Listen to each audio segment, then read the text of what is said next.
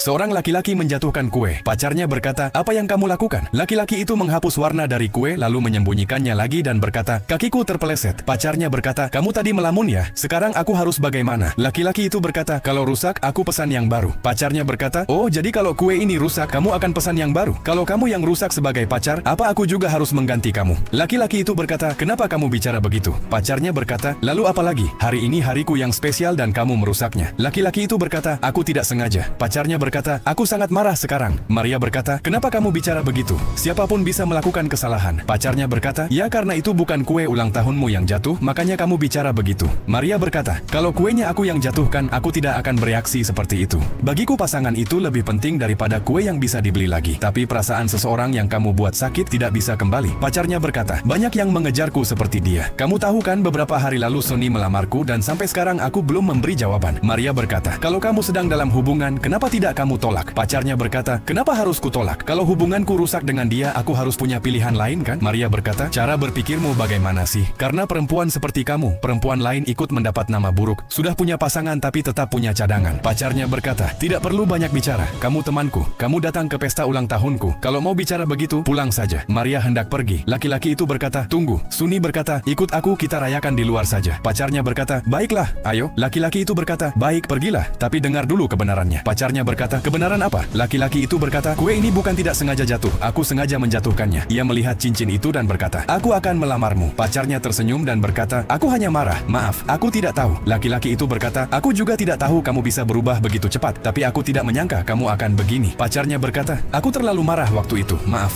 Laki-laki itu berkata, "Kemarahan itu terlihat bukan saat bahagia, tapi ketika pasanganmu membuat kesalahan, di saat situasi sulit dan bagaimana dia menghadapinya. Tapi kamu malah mengakhiri hubungan dan tetap punya cadangan. Kamu bilang tidak, tapi kamu tidak menolak dia. Kamu bilang akan mempertimbangkan. Kamu hampir menjadi milik orang lain di depan mataku." "Tunggu sebentar." Dia pun melamar Maria. Maria berkata, "Menikah?" Laki-laki itu berkata, "Ya, perempuan sepertimu hanya bisa dinikahi. Denganmu aku tidak perlu menguji apakah kamu marah atau tidak, atau bagaimana kamu menghadapi keadaan. Aku rasa aku tidak akan menemukan perempuan yang lebih baik dari kamu." Maria berkata, "Kamu laki-laki yang sangat baik. Sebenarnya semua perempuan ingin laki-laki sepertimu. Kamu sudah melakukan banyak hal untuknya, tapi aku tidak pernah mendengar satu kata baik darinya tentangmu." Laki-laki itu berkata, "Itu pikirannya. Sekarang jawab, maukah kamu menikah denganku?" Maria berkata, "Ya." Laki-laki itu memasangkan cincin dan berkata kepada pacarnya, "Rayakanlah harimu dengan pacarmu." Dan kepada Maria ia berkata, "Ayo." Dan mereka semua pergi. Suni berkata, "Ayo kita potong kuemu." Pacarnya berkata, "Pergi saja dari sini." Moral, hubungan bukan dilihat dari saat bahagia, tapi dari bagaimana seseorang berdiri di sampingmu saat marah, saat salah, dan saat keadaan sulit. Jika kamu hanyalah sebuah pilihan baginya, dia tidak pernah pantas menjadi pasanganmu. Jika kamu setuju, tulis pendapatmu di komentar. Terima kasih.